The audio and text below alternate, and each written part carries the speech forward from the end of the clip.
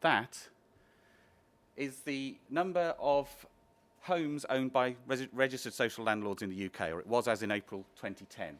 And I thought that would be a really easy number to find, and I'm actually quite good on Google, but it took me half an hour to find that figure.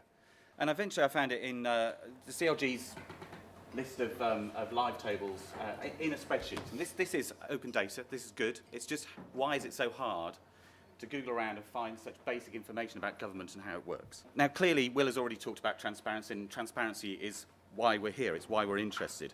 And Grant Shapps basically threw down this challenge in September of last year, not September of this year, to housing associations that they were going to be required in some form to throw open their books and show the people they serve where the money is going.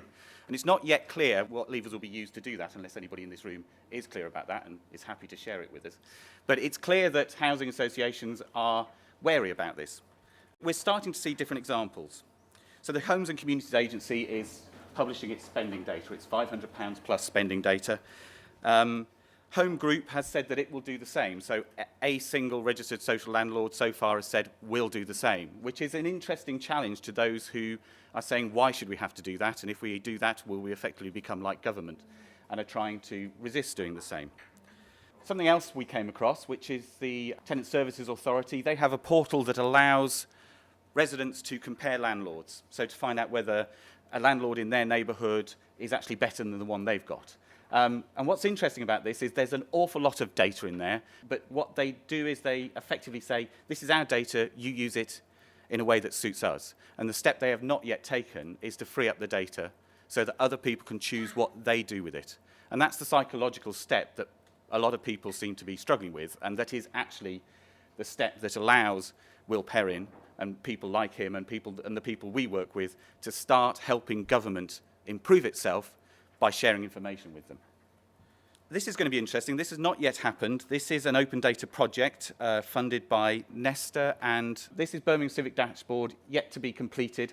What this is going to do is tap into what is happening in the call centre of Birmingham City Council. So there's going to be an awful lot of information running through here about repairs, about housing, and about a wide range of activities that are going on, things that council workers are doing.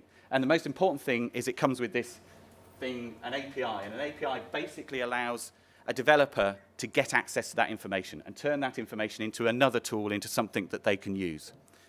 So again, you know, casting around, trying to find open data and housing stories, there aren't very many out there, but here's one that's potentially coming along. If you're involved in housing and interested in open data, in fact, if you're interested in open data at all, Tim Berners-Lee's 5 stars, 5 things that he would want you to do to make your data open are really, really important. And a lot of organisations don't even pass the first one. So they might put information, data on the web in a PDF form, which Tim Berners-Lee is saying fine, but they don't necessarily put next to it a license that says, and we're happy for you to do what you like with this, or an open license, a Creative Commons license, a license that says, as long as you're not making money out of it, or whatever the license is. So often, when people put up a PDF, they don't even grant people a license to use it. So even number 1, people are often stumbling at. And gradually he goes through saying, put it up on the web in some shape or form, please.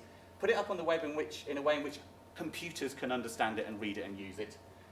Then put it up on the web in a way in which computers can understand it, read it and use it, and it isn't Excel. It's something less proprietary than that.